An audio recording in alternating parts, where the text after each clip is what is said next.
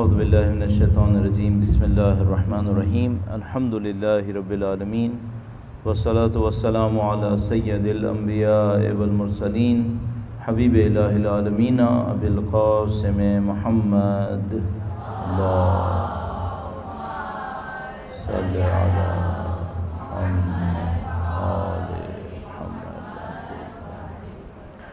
وعلى آلہ الطیبین الطاہرین سیما بقیۃ اللہ فی الارضین قال اللہ تعالی فی کتابہ الکریم بسم اللہ الرحمن الرحیم ونريد ان نمن علی الذین استضعفوا فی الارض ونجعلهم ائمہ ونجعلهم الوارثین۔ وقت کے امام کے حضور ادائے احترام کے لیے سید الشہداء کے حضور اظہار عقیدت ادائے احترام ظہور میں تعجیل کی دعا کے لیے ایک بار پھر درود بھیجیں محمد و آل محمد۔ اللہ صلی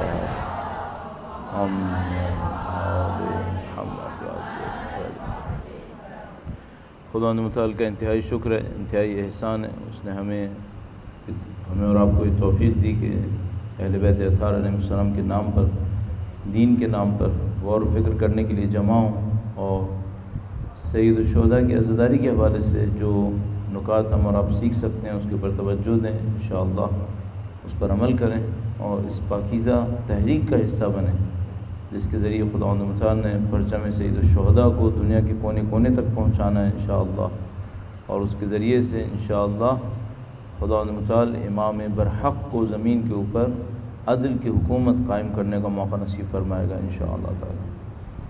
خدا کی طرف سے دی ہوئی اس نعمت کا شکر بجا لانے کے لیے کہ اس نے ہمیں اور آپ کو بھی اس سلسلے میں آنے کا موقع دیا، ایک بار پھر درود بھیجیں محمد و آل محمد صلی علی محمد آل محمد۔ آج جس سلسلے میں ہم چند نکات آپ کی خدمت میں عرض کریں گے وہ اسی عزاداری کے حوالے سے ہے کہ جب میں اور آپ عزاداری کے اندر شرکت کر رہے ہوتے ہیں، عزاداری کو انجام دینے کی کوشش کر رہے ہوتے ہیں، اور ظاہر ہے کہ آپ میں سے کافی لوگ وہ ہیں کہ جو خطابت کے اندر سید الشہداء کی عزاداری کو بیان کرنے کے اندر مشغول ہیں، تو ہم کن نکات کی طرف زیادہ توجہ دیں؟ مائک کے ساتھ ایک بار پھر درود بھیجے گا محمد و آل محمد۔ اللہ صلی علی محمد آل محمد۔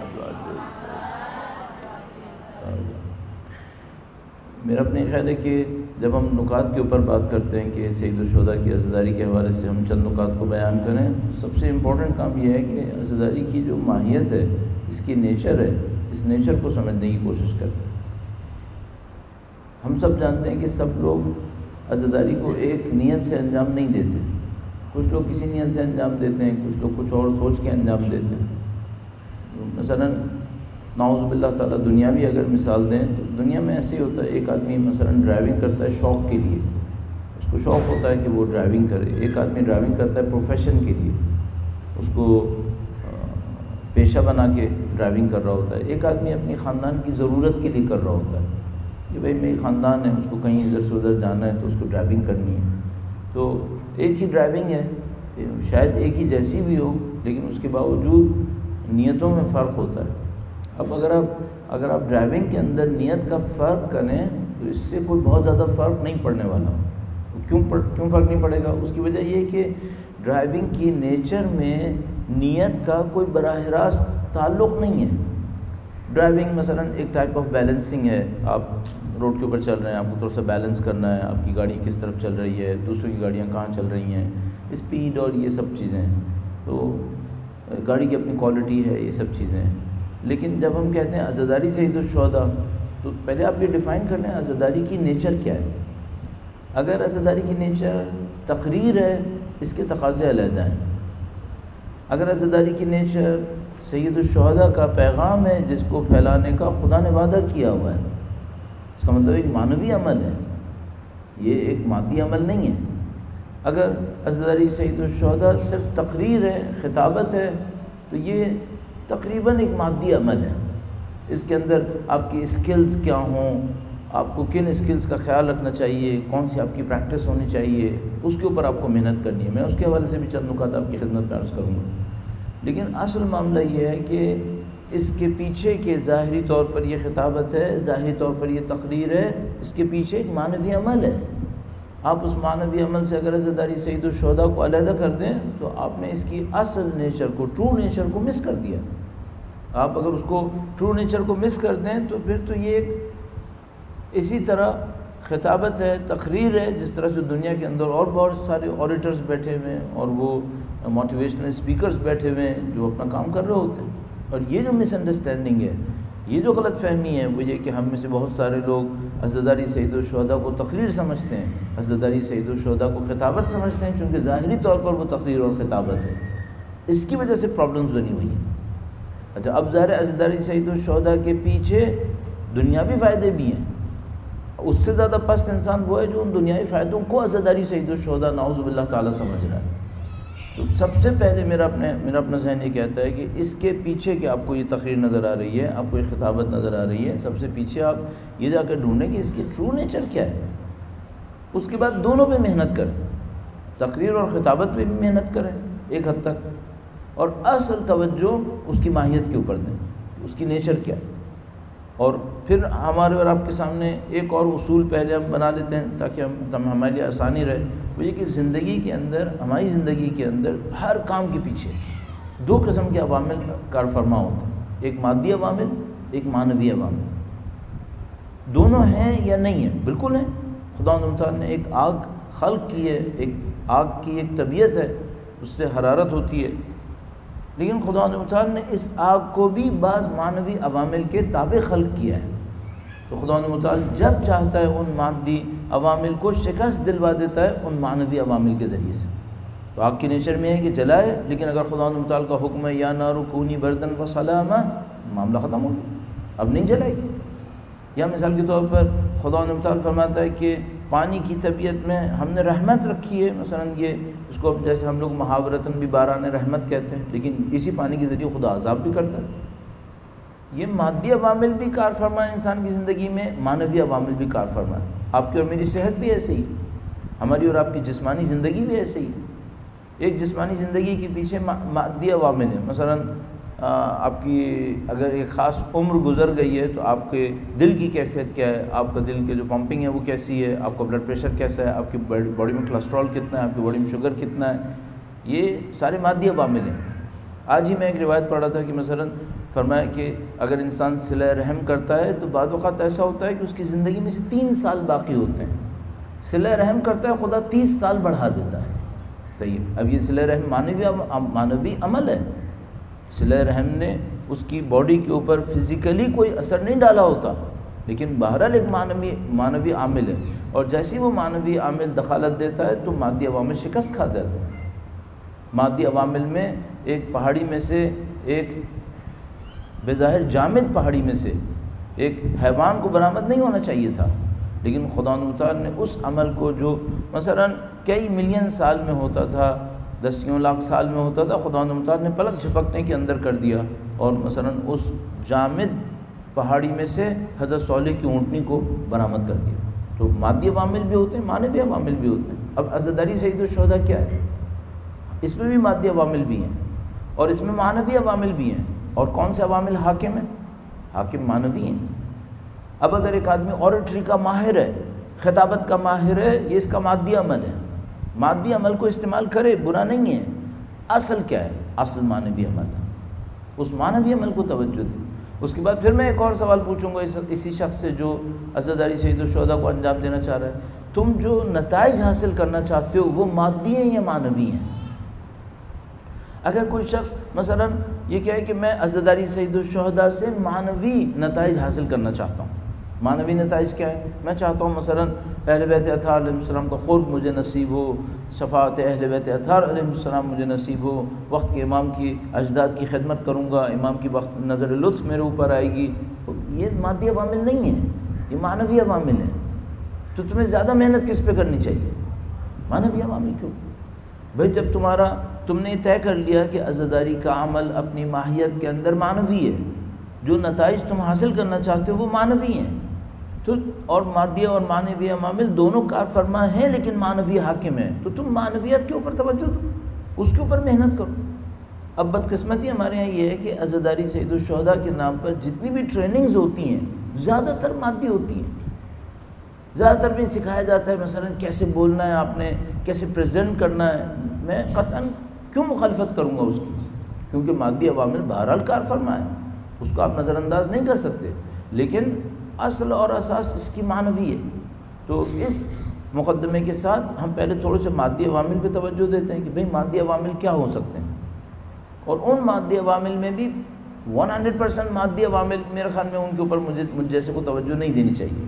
اس میں بھی میں ایک تھوڑا سا مکس کر کے جس میں مادی کے ساتھ کچھ اور پہلو بھی شامل ہیں، پہلے اس پہ توجہ دوں گا اور اس کے بعد پھر ہم عین معنوی عوامل کے اوپر توجہ دینے کی کوشش کریں گے. ایک بار پھر سید الشہداء کے حضور ادائے احترام کے لیے درود بھیجیں. محمد و آل محمد.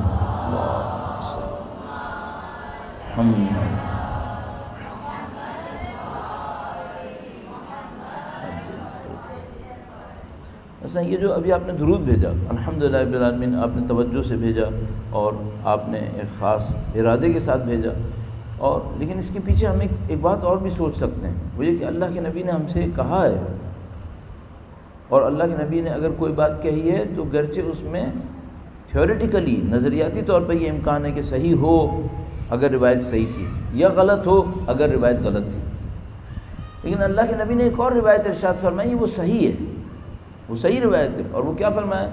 اللہ کے نبی نے ایک صحیح روایت میں ارشاد فرمایا کہ اگر کسی شخص کو میرا کوئی قول ملے اور وہ یہ سمجھے تحقیق کے بعد کہ صحیح تھا، اگر مجھے قول ملے، میں نے جانچ پڑتال کی اور مجھے لگا کہ صحیح ہے اور میں نے عمل کیا، تو اللہ کے نبی نے کہا کہ جس ثواب کی خاطر اس نے یہ عمل کیا میں وہ ثواب اسے پہنچا دوں گا. ثواب پہنچائیں گے، لیکن کیا شرط ہے؟ اس کو روایت ملے اور وہ یہ تحقیق کرے کہ صحیح ہے یا غلط ہے، بے تکی بات کے اوپر عمل نہیں کرے. اگر ایک روایت ملی مثلا وہ یہ سمجھ رہا تھا مستند ہے اور اس نے اس میں ایک ثواب لکھا تھا، اس کی نیت سے اس کے اوپر عمل کیا، اللہ کے نبی نے فرمایا کہ میں اس ثواب کا ضامن ہوں. اب ہمارے پاس مثلا روایت موجود ہے کہ اللہ کے نبی نے ارشاد فرمایا کہ جو میرے اوپر درود بھیجے تو خدا متعال عافیت کے، سلامتی کے کتنے دروازے اس کے اوپر کھول دیتا ہے. ٹھیک ہے، اب آپ تصور کریں، یہاں سے میں ایک پوائنٹ سے لے رہا ہوں جس کو بہت زیادہ ریلیونٹ پوائنٹ بھی نہیں ہے عزاداری سے، لیکن مربوط بن جائے گا. وہ یہ کہ ہمیں خدا کے اور خدا کے نظام کے دیے ہوئے وعدوں پر کتنا یقین ہے، کتنا یقین ہے اس کے اندر. ہم میں سے بہت سارے لوگوں کے اندر جو فرق ہے، اصلی فرق، وہ اس یقین کے اوپر ہے. وَمَن يَتَّقِ اللَّهَ يَجْعَلْ لَهُ مَخْرَجًا، جو خدا متعال کا تقوی اختیار کرے خدا متعال اس کے لیے راہ نجات نکال دے گا. سادہ سی آیت کریمہ ہے، یقین کتنا ہے. وَمَن يَتَوَكَّلْ عَلَى اللَّهِ فَهُوَ حَسْبُهُ، جو خدا متعال پہ توکل کرے خدا متعال اس کے لیے کافی ہے. یقین کتنا ہے اس کے اوپر. اب جب ہم کہتے ہیں مثلا ہم جب ایک درود بھیجتے ہیں خدا متعال عافیت کے 100 دروازے ہم پر کھول دیتا ہے، اللہ کے نبی نے ارشاد فرمایا. تو مثلا یہ جو آپ نے درود بھیجا، یہ اس نیت سے بھیجا تھا کہ عافیت کے دروازے کھلنے والے ہیں. ہمارے ذہن میں نہیں ہوتا. کاش یہ چیزیں ہمارے ذہن میں رہ جائیں کہ جب بھی کوئی عمل انجام دیں جانتے ہوں کہ اس عمل کا نتیجہ کیا ہوگا، اور یہ ہماری جو انڈرسٹینڈنگ ہوگی اور یہ ہماری توجہ ہوگی، یہ ہماری زندگی کے اوپر اچھا ایک اور اچھا اثر ڈالے گی.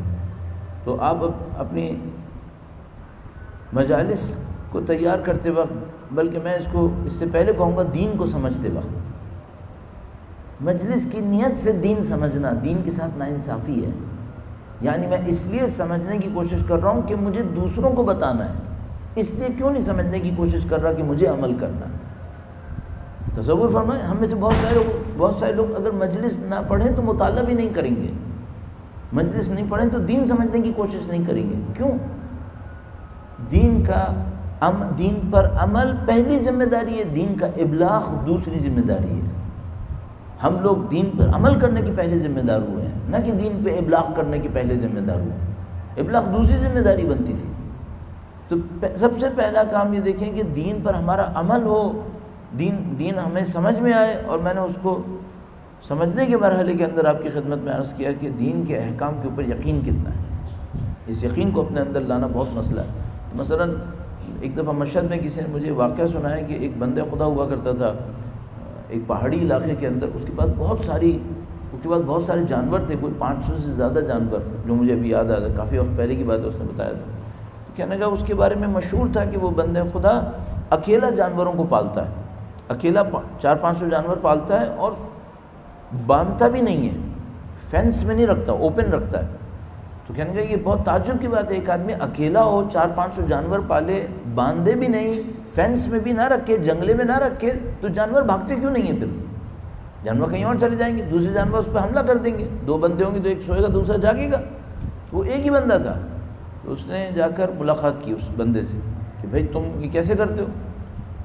اس نے بڑی عجیب ایک بات بتائی، اور پھر وہ یقین والا مرحلہ یہاں پر آتا ہے. اس نے کہا کہ میں سارے دن اللہ کی بندگی کی نیت سے بکریاں چراتا ہوں. اچھا، ہم سب کو معلوم ہے کہ ہمارے پاس روایت موجود ہے کہ تمام انبیاء نے بکریاں چرائیں، تمام انبیاء نے بکریاں چرائیں. تو اس نے کہا کہ میں اللہ کی بندگی کی نیت سے بکریاں چراتا ہوں اور حلال طریقے سے اپنی محنت کرتا ہوں، جتنی میرے اندر طاقت ہے میں انجام دیتا ہوں. پھر جب میرے سونے کا ٹائم آتا ہے تو میں خدا سے کہتا ہوں کہ خدایا جو میری طاقت میں تھا میں نے کر لیا، اب جب میں سو رہا ہوں تو میری بکریاں سنبھال لے، میں نہیں سنبھال سکتا، اب میں سو رہا ہوں تو سنبھال اس کو. تو کہنے لگا کہ یہ بکریاں کبھی کہیں نہیں جاتی اور یہ یہیں رہتی ہیں اور خداوند متعال ان کو سنبھالتا ہے. تو پوچھنے والے نے پوچھا کہ کبھی کوئی حادثہ ہوا تمہارے ساتھ کہ تم سو رہے ہو کچھ اور ہو گیا؟ اس نے کہا نہیں، کبھی نہیں ہوا، اگر کبھی ہوا بھی ہے تو اس میں بھی ایک درس تھا. تو اس نے پوچھا وہ کیا ہوا؟ تو بندے خدا نے بتایا کہ میں ایک دفعہ سو رہا تھا اور میرے اٹھنے کا ٹائم نزدیک تھا. تو جب میرے اٹھنے کا ٹائم آتا ہے تو میں اٹھتا ہوں اور خدا سے کہتا ہوں خدا تو نے میرا کام کر دیا، اب میں اپنا کام دوبارہ انجام دوں گا. تو کہنے لگا میں اٹھنے لگا تو میں نے احساس کیا کہ جہاں میں سو رہا ہوں وہاں پر بھیڑیے آئے ہیں، بھیڑیے اندر آ گئے. تو بھیڑیے ظاہر جانوروں کو نقصان بھی پہنچاتے ہیں، انسانوں کو بھی نقصان پہنچاتے ہیں. تو کہنے لگا میں نے کمبل اٹھایا تو دیکھا بھیڑیے تھے. تو کہنے لگا میں نے دیکھا کہ موقع کام شروع کرنے کا اچھا نہیں ہے. تو کہنے لگا میں نے دوبارہ کمبل اوڑھ کے خدا سے کہا کہ خدا تو ہی سنبھال، میں اس کو نہیں سنبھال سکتا، اب میں سو رہا ہوں. کہنے لگا میں پھر سو گیا. تو پھر دوبارہ اٹھا تو دیکھا بھیڑیے ختم ہو گئے تھے. تو میں اٹھ گیا، میں نے کہا ٹھیک ہے اب کام لینے کے لیے اچھا وقت آ گیا. کہنے لگا میں نے گنا تو ایک بھیڑ غائب تھی، ایک بھیڑ غائب تھی، بکری یا بھیڑ. کہنے لگا میں نے حساب کیا کہ یہ وہی تھی جس کو کل رات بیماری لگی تھی. تو شاید خدا نے بھیڑیے اس لیے بھیجے تھے تاکہ اس بیمار بکری کو ریوڑ سے علیحدہ کریں وہ، اور کہیں اس کی بیماری باقیوں کو نہ لگ جائے. اب میں اپنے آپ سے ایک سوال پوچھتا ہوں، جب میں سو رہا ہوں اور خدا حفیظ ہے تو کیا میں یا حفیظو کہہ کے سو سکتا ہوں سکون سے؟ اگر نہیں سو پا رہا تو اس کا مطلب کیا ہے؟ میرے یا حفیظو کی طاقت پہ یقین نہیں ہے. اگر مجھے یا حفیظ کی طاقت پہ یقین ہوتا تو خدا متعال حفیظ ہے اور مجھے تو سونا ہے نا، کوئی میں سستی میں تو نہیں سو رہا، جسمانی مجبوری کے تحت سو رہا ہوں. تو اس طرح بہت ساری چیزیں ہیں جو انسان کی یقین کی طرف ہمیں لے کے جاتی ہیں. بہرحال ہم آتے ہیں مادی عوامل کی طرف جو عزاداری سید الشہداء کے اندر موجود ہیں، اور اس کی طرف ہمیں توجہ دینی چاہیے. ایک بار پھر درود بھیجیں محمد و آل محمد پر.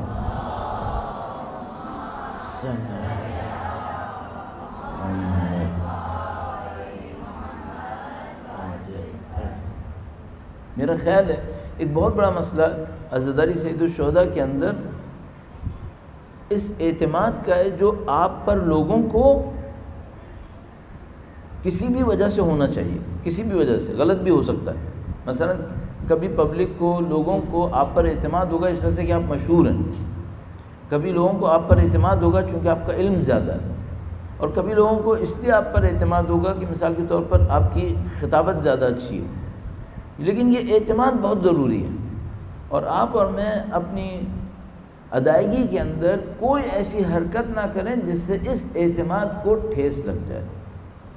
اگر ذرا سا بھی کہیں وہ اعتماد ضائع ہوا یا اعتماد کم ہوا یا اعتماد زیر سوال گیا، اس کے اوپر کوشچن مارک لگا، تو پھر لوگ آپ کی بات کے اوپر کنونس نہیں ہو سکیں گے، قانع نہیں ہو پائیں گے. اچھا یہ کب ہوتا ہے؟ ایک مثال عرض کرتا ہوں. مثلا آپ نے کسی امام کا نام لیا ہے، لوگ درود پڑھنا چاہتے ہیں، آپ درود نہیں پڑھنے دیتے، اپنی تقریر کو جاری رکھتے ہیں. بھائی کوئی حرام کام ہے؟ نہیں، حرام کام نہیں ہے، لیکن اس سے کیا ہوا ہے؟ تھوڑا سا اعتماد میں کمی آئی ہے. یعنی ان کے ذہن میں یہ سوال اٹھتا ہے کہ ہم اپنے امام کے نام پر احترام میں درود بھیجنا چاہتے ہیں، ہمیں جگہ کیوں نہیں دی ہے؟ ہمیں اس درود کو پڑھنے کا موقع دے دینا چاہیے تھا۔ اب یہ بہت چھوٹی سی بات ہے، اس میں کچھ بھی نہیں ہے، لیکن یہ بات اعتماد میں کمی کا سبب بنے گی۔ اچھا، اب اسی طریقے سے آپ نے ایک خاص موقع تک پہنچے بغیر کوئی ایسی بات کہہ دی جو بالکل انجانی بات تھی، انہونی بات تھی۔ اچھا، اتنی انہونی بات آپ کو کہنے کی ضرورت کیا ہے؟ مجلس تحقیق کا میدان نہیں ہے، یعنی مثال کے طور پر میں ایک محقق ہوں اور اپنی تحقیق کو مجلس کے اندر ڈیلیور کرنا چاہتا ہوں، یہ وہ میدان نہیں ہے۔ مجلس تبلیغ کا میدان ہے، نہ کہ تحقیق کا۔ اگر مثلا ایک محقق ہے اور اس محقق نے لوگوں کی نظر میں جو ایک عمومی حقیقت ہے اس سے ہٹ کر کوئی نئی چیز کشف کی ہے، کیا یہ وہ میدان ہے جہاں پر لا کے وہ اپنی تحقیق لوگوں کے سامنے رکھے؟ میرا نہیں خیال کہ یہ وہ میدان ہے۔ ہاں، کسی اور محقق کے سامنے رکھے، کسی اسکالرز کے گروپ کے سامنے رکھے، وہاں پر وہ لوگ کویشچنز کریں، یہ ان کا جواب دیں، وہ اچھی جگہ ہے، لیکن اس کا میدان اس نے لوگوں کو بنا لیا ہو، یہ اچھی جگہ نہیں ہے، لوگوں میں کنفیوژن لے کر آتی ہے۔ تو مثال کے طور پر میں مجلس کے اندر کوئی ایسی بات کہوں کہ لوگ ایک دوسرے سے سوال کرنے لگیں گے، یہ کیا کہہ دیا انہوں نے، اس سے کیا فائدہ ہوگا؟ آپ کو اس سے کوئی ہدف حاصل نہیں ہو پائے گا۔ خدا نہ کرے، نعوذ باللہ، بعض لوگوں کے ذہن میں ہوتا ہے اس سے شاید توجہات مل جائیں گی، کوئی توجہ نہیں مل پائے گی، اس سے آپ کے اعتماد میں کمی ہو جائے گی۔ تو جو پہلی چیز جو مجھے سمجھ میں آتی ہے وہ یہ کہ شروع سے لے کر آخر تک آپ اپنا اعتماد کتنا لوگوں کے اوپر رکھ پائے، میرا اپنے خیال یہ بہت امپورٹنٹ ہے۔ اگر اعتماد ہوگا بہت ساری چیزیں نظر انداز کر دی جائیں گی، اعتماد نہیں ہوگا چھوٹی چھوٹی سی باتیں فتنے کا سبب بنیں گی، مشکلات کا سبب بن جائیں گی۔ تو یہ جو نئی بات کہہ دینا ہے، میرا اپنے خیال ہے اس کے لیے مجلس گراؤنڈ نہیں ہے۔ ہاں، کبھی کوئی یہ کہے کہ معاشرے کے اندر کوئی غلط چیز پھیل گئی ہے، ہم اس کی اصلاح کرنا چاہتے ہیں، 10 طریقے ہوتے ہیں اصلاح کرنے کے۔ شہید مطہری ایک جگہ بھی فرماتے ہیں کہ تاریخ اسلام میں جتنی بھی تفسیریں لکھی ہیں، شاید المیزان بہترین تفسیر ہے ان تمام کے اندر۔ کتنی بڑی بات کہتی، کسی کم محقق نے نہیں کہی، شہید مطہری نے کہی ہے، تو اس کا مطلب یہ تفسیر المیزان کا کوئی بہت بڑا مقام ہے۔ سینکڑوں تفاسیر اہل بیت اطہار علیہ السلام کے ماننے والے علماء، محققین، مفسرین نے لکھی ہیں، اس میں انہوں نے کہا کہ مثلا تفسیر المیزان کا یہ مقام ہے۔ اچھا، تفسیر المیزان میں علامہ طباطبائی کا طریقہ کار کیا ہے؟ علامہ طباطبائی کبھی بھی کسی نئی بات کو یہ نہیں لکھتے، یہ اب تک کسی نے نہیں لکھی تھی، میں پہلی دفعہ لکھ رہا ہوں۔ اور یہ خطبہ کا طریقہ کار کیا ہے؟ یہ طریقہ کار، اب جو میں کہنے والا ہوں وہ کسی نے نہیں کہا ہوگا، کیا طریقہ کار ہے؟ محققین یہ کام نہیں کرتے، جب لوگوں کے سامنے آتے ہیں تب بھی نہیں کرتے، وہ محققین کے سامنے بھی نہیں کرتے۔ ظاہر ہے کہ آیت اللہ محمد حسین طباطبائی تفسیر المیزان کے مصنف بہت بڑے محقق ہیں، لیکن وہ یہ کام نہیں کرتے، وہ لوگوں کے سامنے چھوڑ دیں، محققین کے سامنے یہ نہیں کہتے کہ میں اب ایک ایسی بات کہنے والا ہوں جو کسی نے نہیں کہی، احتیاط کرتے ہیں۔ تو مثلا علامہ طباطبائی تفسیر المیزان کے اندر لکھتے ہیں اور کہتے ہیں فلاں عالم نے یہ بات کہی ہے، فلاں عالم نے یہ بات کہی ہے جو دور دور کی ہے، ان کی بات سے بہت دور ہے۔ اس کے بعد آہستہ آہستہ ان علماء کی باتوں کو لے کر آتے ہیں جنہوں نے ذرا نزدیک کی بات کہی ہے، کہتے ہیں فلاں نے یہ کہی ہے، فلاں نے کہی۔ اس کے بعد آخر میں آ کر کہتے ہیں کہ میں بھی وہی کہہ رہا ہوں جو ان صاحب نے اور ان صاحب نے کہی ہے، تھوڑا سا ایک فرق ہے۔ اچھا، انہوں نے بالکل یونیک بات کہی تھی جو اب تک کسی نے نہیں کہی تھی، لیکن ادب کیا تھا؟ ادب یہ تھا کہ آپ اس طرح سے مت کہیں۔ بس ایک بات اعتماد کی ہے، دوسری بات ادب کی ہے، جو میرا اپنے خیال ہے سب سے امپورٹنٹ ہے اس پورے کام کے اندر، وہ یہ کہ آپ نے حتیٰ مادی عوامل کے اندر بھی رکھوں تب بھی آپ کا جو ادب ہے وہ ادب کیا ہے۔ کچھ لوگوں نے آداب بنائے ہوئے ہیں، وہ ان آداب کو دیکھنا چاہتے ہیں۔ مثال کے طور پر آپ نے دیکھا ہوگا بہت زیادہ یہ مشہور ہے کہ بھئی آپ جب بیٹھنے لگیں تو آپ اس جگہ کو چوم لیں جہاں پر آپ بیٹھنا چاہتے ہیں۔ سید الشہداء کے ذکر کے لیے جو جگہ بنی ہوئی ہے، اس کو منبر رسول ہے، کوئی بھی جگہ ہے، تقدس کے ساتھ بیٹھیے، شروع میں درود پڑھوائیے، فاتحہ پڑھوائیے، ایک دم آداب بنائے ہوئے۔ اب ممکن ہے کوئی یہ کہے کہ بھئی ان آداب کے اوپر کوئی شرعی حیثیت نہیں ہے، شرعی حیثیت ہو یا نہیں ہو، لیکن ادب کی شرعی حیثیت ہے، ادب ہونا چاہیے۔ اہل بیت اطہار کا نام کس انداز میں لینا ہے آپ نے، اور آپ کا اپنا حال حلیہ کیا ہونا چاہیے۔ بہت بڑی مشکل جو واقعاً اس وقت پریشان کن حد تک آ گئی ہے وہ یہ کہ ایک زمانہ تھا جب لوگوں میں آداب اتنے زیادہ ہو گئے تھے کہ کانٹینٹس یعنی جو میننگ تھے مجلس کے وہ کم تھے، آداب زیادہ تھے۔ اب بدقسمتی یہ آ رہی ہے کہ آداب اتنے ختم ہو گئے ہیں جیسے کوئی اہمیت ہی نہیں رہی۔ اب ہم ایک اور مشکل میں پھنس گئے، آداب کی اہمیت ختم ہو رہی ہے۔ تو مجھے جو بات سمجھ میں آتی ہے وہ ادب ہے کہ اس کے اوپر محنت ہونی چاہیے۔ مثلا پہلے لوگ تصور نہیں کر سکتے تھے کہ وہ مجلس میں بیٹھیں تو کس انداز میں بیٹھیں، ایک خاص انداز میں بیٹھیں گے، ایک خاص طور طریقے سے بیٹھیں گے۔ اب وہ سب چیزیں تقریباً ختم ہو گئی ہیں، لیکن میں ڈر یہ رہا ہوں کہ یہ جس اسپیڈ سے ختم ہوئی ہیں اب ادب سے نکل کر ایسا نہ ہو کہ ہم بے ادبی کی عادت کے اوپر آ جائیں۔ ادب کی عادت ختم ہو گئی ہے، اب ہم سرحد کے اوپر آ گئے ہیں، اب اس سے زیادہ سلپ کریں گے تو ہم بے ادبی کی عادت میں آ جائیں گے۔ تو ہمیں اور آپ کو دیکھنا پڑے گا کہ اس کو کیسے کیا جائے، اور اس میں ظاہر ہے آپ کا اپنا کردار بہت امپورٹنٹ ہے۔ وہ یہ کہ آپ نے جو حال حلیہ بنایا ہوا ہے، آپ نے جو طور طریقہ رکھا ہوا ہے، اس طور طریقے کو آپ کیسے پہنچا رہے ہوں گے جو یہ دکھائے کہ آپ ایک ادب کے اندر ہیں، آپ ایک وقار کے اندر ہیں۔ مثال کے طور پر بدقسمتی سے پہلے اچھی مثال دینی چاہیے، جو لوگ واقعاً سید الشہداء کی عزاداری کر رہے ہوتے ہیں، جب وہ مصائب پڑھ کے اترتے ہیں ان کے دل مہموم ہوتے ہیں، ان کے دلوں کے اوپر اثر ہوتا ہے، اہل بیت اطہار علیہ السلام کا غم ان کے وجود میں جھلک رہا ہوتا ہے۔ بدقسمتی بہت سارے لوگوں پر یہ بالکل اثر نہیں ہو رہا ہوتا۔ ابھی مجلس پڑھ کے اترا ہے، اس کی مجلس کے اوپر پورا ہال ابھی تک رو رہا ہے، یہ اترتا ہے ہنس رہا ہوتا ہے۔ اس کا مطلب کیا ہے؟ اس نے نمائش کی ہے، اس کو یہ ادب ہی نہیں آیا ہے کہ بھئی اہل بیت اطہار علیہ السلام کا ذکر نمائش نہیں ہے۔ مثلا میں بعض اوقات دیکھتا ہوں، آپ بھی دیکھتے ہوں گے، یقیناً آپ زیادہ نوٹ کرتے ہوں گے شاید، کہ بھئی بعض اوقات ہم دیکھتے نہیں شخص کے اوپر اثر نہیں ہو رہا، رلانے بیٹھا ہے، خود رونے نہیں آیا ہے، جیسے ارادہ کر کے آیا ہے کہ میں صرف رلانے آیا ہوں۔ اس کا مطلب کیا ہے؟ اس کا مطلب یہ غم اس کے دل میں نہیں اتر رہا ہے، نعوذ باللہ تعالیٰ نمائش کر ہو رہی ہے۔ تو میرا اپنے خیال ہے ادب کیا کہتا ہے؟ ادب یہ کہتا ہے کہ بھئی آپ غم کے لیے آئیں، آپ آئیں، مجلس پڑھیں، احترام دکھائیں، اپنا کام کریں۔ جب آپ مصائب پڑھ رہے ہوں تو ٹرو سینس میں آپ کا دل رو رہا ہو، آپ اس کے اندر شریک ہوں اس مصائب کے اندر، نہ کہ دوسروں کو رلانے کے لیے نعوذ باللہ تعالیٰ میں نے اور آپ نے مصائب پڑھے۔ تو ظاہری طور پر جو باتیں بہت زیادہ امپورٹنٹ بنتی ہیں ان کے اندر مجھے لگتا ہے یہ ایک دو چیزیں ہیں۔ ایک پوائنٹ اور اضافہ کرنا چاہوں گا، درود بھیجے گا محمد و آل محمد۔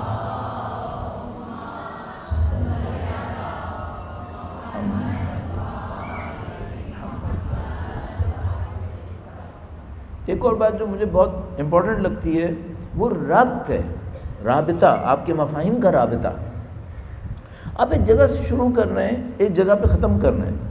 مثلا آن ایوریج اگر آپ کے پاس مثلا 50 منٹ ہیں، شروع کے 10 منٹ آپ نے مقدمہ کیا، آپ نے ایک پریفیس بنایا، ایک میدان بنایا، آخری 10-15 منٹ آپ نے مصائب پڑھنے ہیں مثال کے طور پر، تو 50 منٹ میں سے 20 منٹ چلے گئے آپ کے پاس، اب آپ کے پاس رہ گئے 30 منٹس، صحیح؟ اب اس 30 منٹ میں آپ نے کوئی مفہوم دینا ہے یا نہیں دینا ہے، کوئی بات سمجھانی ہے نہیں سمجھانی ہے۔ بعض اوقات نعوذ باللہ ہم یہ سمجھتے ہیں ہم لوگوں نے 4 نقطے ڈیلیور کرنے، واپس اب بہت بڑی ایک مس انڈرسٹینڈنگ جو مجھے لگ رہا ہے کہ ہم جیسوں کے دماغ میں آ جاتی ہے، اور اس کو میں اپنے آپ کو سکھانے کے لیے بار بار اس کو تکرار کرتا ہوں، وہ یہ کہ سید الشہداء کی عزاداری ہماری پرفارمنس دکھانے کا اسٹیج نہیں ہے۔ ہم لوگ سمجھتے ہیں جیسے ہماری پرفارمنس دکھانے کا اسٹیج ہے، میری پرفارمنس کیسی ہے میں وہاں جا کے ثابت کروں، یہ نہیں ہے اس کام کے لیے۔ اگر مجھے اپنی پرفارمنس دکھانی ہے میں جاؤں نعوذ باللہ تعالیٰ کوئی اداکاری کروں، جا کے کوئی اور کام کروں، یہ اس کے لیے نہیں ہے۔ یہ کس کام کے لیے؟ یہ ابلاغ، تبلیغ، سید الشہداء کے پیغام کو پہنچانا ہے، سید الشہداء کی روح، جذبات اور اس تحریک کو لوگوں تک پہنچانے کے لیے۔ اگر ہم اس کو نعوذ باللہ اپنی پرفارمنس کا مرکز سمجھ رہے ہیں، نعوذ باللہ اس کو پرفارمنس کا اسٹیج سمجھ رہے ہیں، اور بدقسمتی سے بہت سارے لوگ سمجھ رہے ہیں، اس سے بڑا ظلم کیا ہوگا؟ وہ جو ہم لوگ عام سیاست کے بارے میں کہتے ہیں نا، جنازوں کے اوپر سیاست، تو نعوذ باللہ کوئی شخص سید الشہداء کے جنازے پر نمائش کر رہا ہے، اس سے بڑھ کر ظلم کیا ہوگا؟ عام کوئی شخص یہ حرکت کرے اپنے بابا کے لیے، والد کے لیے، اپنے مرحومین کے لیے، قبیح ہے، انسان کے لیے بدبختی ہے۔ کہ نعوذ باللہ کسی کے جنازے کے اوپر وہ شوبازی کر رہا ہوں، نہ کہ سید الشہداء کی روح مقدس کے ساتھ یہ خیانت کر رہا ہوں۔ تو جو بات سمجھ میں آتی ہے مجھے کہ بار بار ہمیں اور آپ کو یہ سمجھانا پڑے گا ممبر پہ جاتے وقت، مجلس عزاداری سید الشہداء کی طرف جاتے وقت، کہ بھئی یہ ہماری پرفارمنس کا مرکز نہیں ہے، ہم نے لوگوں کے دلوں کو نہیں جیتنا ہے۔ پتہ نہیں کتنے نامعقول جملے ہمارے یہاں رائج ہو گئے، اور اتنی آسانی سے ہم لوگ ریاکاری کو ایکسیپٹ کر رہے ہیں کہ سمجھ میں آتا ہے جیسے ریاکاری حرام ہے ہی نہیں۔ مثلا ایک آدمی نیچے آتا ہے کہتے ہیں مولانا آپ تو چھا گئے تھے، کیا مطلب؟ ہم چھانے کے لیے آئے تھے یہاں پہ؟ یہ کیا ہو گیا؟ آپ نے تو میدان جیت لیا، کیا مطلب؟ ہم مقابلے کے لیے آئے تھے؟ ہم اس لیے آئے تھے کہ ہم سید الشہداء کا پیغام لوگوں تک پہنچائیں۔ ایک اور سطح کے اوپر لوگوں کے اندر جذبات بھرے ہوئے ہیں، شام غریبہ ہے، مثلا ماہ محرم الحرام ہے، ماہ سفر المظفر ہے، لوگوں کے دلوں کے اندر سید الشہداء کے غم کے لیے جذبات ہیں۔ ہم نے وہ میدان تیار کیا، وہ ماحول تیار کیا جس میں لوگ وہ جذبات اپنے اظہار کر سکیں گریہ کے ذریعے سے۔ ہم اس کام کے لیے آئے تھے، نہ کہ ان چیزوں کے لیے جو لوگ ایک دوسرے کو پھر بعد میں منسوب کرتے ہیں، مبارکباد پہنچاتے ہیں، نعوذ باللہ تعالیٰ۔ اور اس میں ایک سے ایک لغویات ہمارے درمیان نافذ ہوئی ہیں، رائج ہوئی ہیں، اور ایکسیپٹڈ ریالٹی کے طور پہ کوئی کوشچن بھی نہیں کر رہا کہ بھئی یہ غلط ہو رہا ہے یہ۔ تو ہمیں اور آپ کو اپنے اندر اس بات کو بار بار پوچھنا پڑے گا کہ بھئی یہ سید الشہداء کی شہادت کا ذکر ہے، اس کی ماہیت کیا ہے، اس کی نیچر کیا ہے۔ یہ چند چیزیں جو ظاہری چیزیں ہیں، جس کو میں نے ابھی آپ کی خدمت میں عرض کیا کہ مثلا ایک اعتماد ہونا چاہیے، ایک ادب کا اظہار ہونا چاہیے، اور ایک رابطہ ہونا چاہیے۔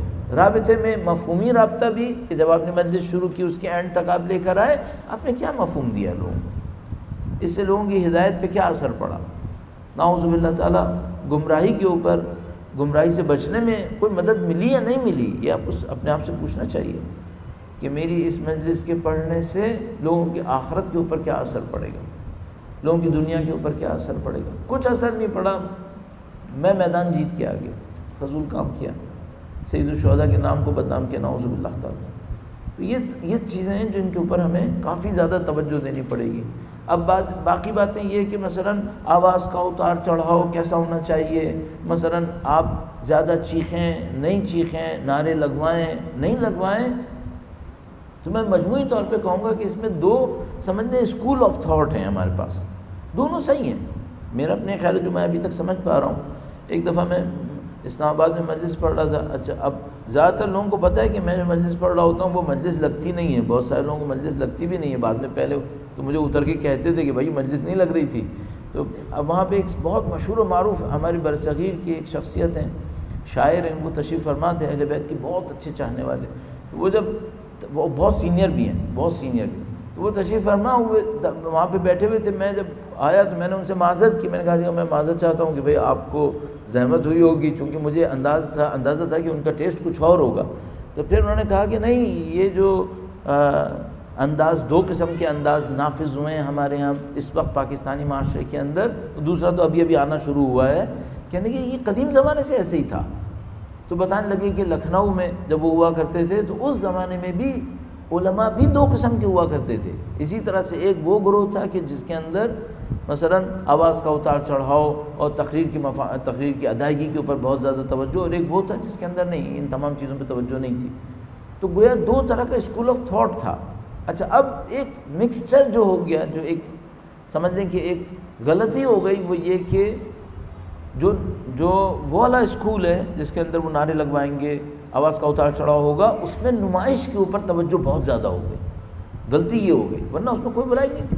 آپ کس انداز میں پڑھنا چاہیں آپ کی مرضی ہے، تو آپ اس انداز میں پڑھیں یا اس انداز میں پڑھیں، لیکن نیت کو اپنے کنٹرول میں رکھیں کہ بھئی نیت میری کیا ہونی چاہیے، اور مجھے اس انداز میں وہ مجھے زیادہ مشکل لگتا ہے، وہ آواز کا اتار چڑھاؤ اور اس میں زیادہ کانٹینٹس پہ بھی توجہ کم بعض اوقات ہونے لگتی ہے، ادائیگی پہ توجہ زیادہ ہونے لگتی ہے، مجھے وہ زیادہ خطرناک لگتا ہے۔ کیوں؟ اس میں نمائش کا امکان بہت زیادہ ہے۔ اس میں بھی ہے، ہماری نیت کیا رہے گی خدا جانتا ہے، ہماری نیت کیا رہے گی، لیکن اس میں مجھے لگ رہا ہے کہ خطرہ بہت زیادہ ہے۔ تو میں اپنے طور پہ سمجھتا ہوں یہ زیادہ آسان ہے کہ انسان پرسکون بیٹھ کر بولے، اس میں نمائش کا امکان نسبتاً مجھے کم لگتا ہے، اور اس کے بعد اپنے مفہوم کو توجہ ڈیلیور کرے، خدا متعال تاثیر دینے والا ہے۔ اس میں ایک بات بس اور آپ کی خدمت میں عرض کروں گا، ایک اسی معنوی قانون کو فالو کرتے ہوئے درود بھیجے گا محمد و آل محمد۔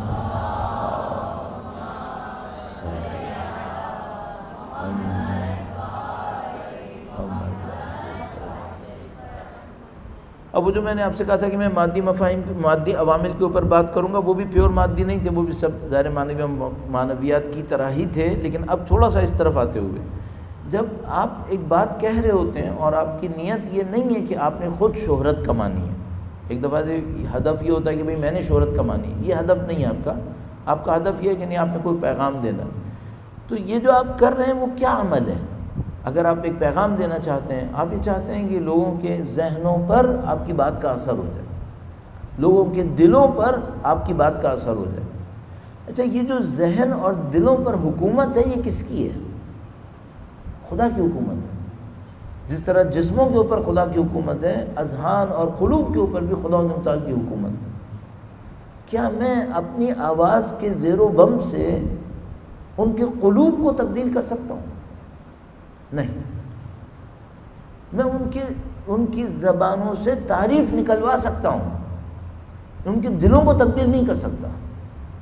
یہ جو دعا ہمارے پاس موجود ہے، یا مقلب القلوب والابصار، اے دلوں اور نظروں کو تبدیل کرنے والے، یہ خدا متعال کا کام، مقلب القلوب والابصار خدا متعال ہے۔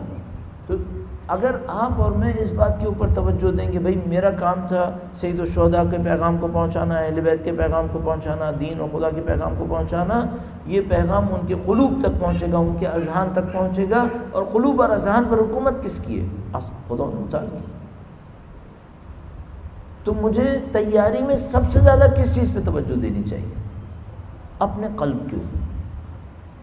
وہ جو اللہ اقبال نے کہا کہ دل سے جو بات نکلتی ہے اثر کرتی ہے، یہ ہمارے اپنا قلب ہے جو ایکچولی ریفلیکٹ ہوتا ہے معاشرے کے اوپر۔ تو ہمیں سب سے زیادہ جس چیز کے اوپر محنت کرنی چاہیے، میرا اپنے خیال ہے، وہ یہ کہ بھئی ہماری اپنی معنوی حیثیت کیا ہے اس وقت جب ہم مجلس پڑھنے جا رہے ہیں۔ اچھا، مثال کے طور پر کیا ہو سکتا ہے؟ بہت برا یہ ہو سکتا ہے کہ مثلا اس دن خود میں نے فجر کی نماز نہ پڑھی، قضا کی ہو، اب صبح نعوذ باللہ تعالیٰ میں نے فجر کی نماز قضا کی ہے، اور دوپہر شام میں جا کر مجھے سید الشہداء کا پیغام پھیلانا۔ اچھا، اس دن میں نے خود قرآن نہیں پڑھا ہے، اور سید الشہداء نے فرمایا تھا کہ ہمیں نماز اور قرآن سے عشق ہے، اور میں اب چاہ رہا ہوں، میں نے خود قرآن نہیں پڑھا آج کے دن، اور میں چاہ رہا ہوں سید الشہداء کا پیغام پھیلاؤں، اور سید الشہداء کو نماز اور قرآن سے عشق ہے۔ یہ جو توجہ ہے، یہ آپ کی اور میری مجلس کو ایک مؤثر مجلس میں تبدیل کر سکتی ہے۔ یہ جو میں اور آپ، مثال کے طور پر آپ ماہ ذیقعد کے اندر تشریف فرمائیں، تقریباً نصف ذیقعد کے اوپر، اور اب آپ پہنچیں گے مثلا عزاداری سید الشہداء کے ایام کی طرف، مثلا 30-40 دن یا کم و بیش باقی ہیں، سب سے زیادہ محنت معنویات پہ کریں، قلب کی تبدیلی پہ کریں۔ اور یہ ایک اور اس بات میں ایڈ کرتا چلوں، یہ جو ہمارے جذبات ہیں، یہ ہماری پرسنالٹی کا فریم ہے۔ یعنی اس کو میں کیسے کہنا چاہوں گا، یہ کہ مثلا آپ نے دیکھا ہوگا کہ جو لوگ کافی خاندان کے اوپر توجہ دیتے ہیں، وہ کہیں نہ کہیں اپنے خاندان کی تصویریں لگاتے ہیں، افراد کی تصویریں لگاتے ہیں۔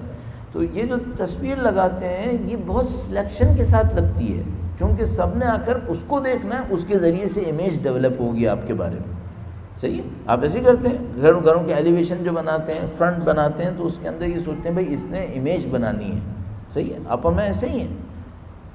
یہ جو ہمارے دل کے جذبات ہوتے ہیں، یہ دل کے جذبات ہمارے اندرونی روح کے لیے فریم ہے۔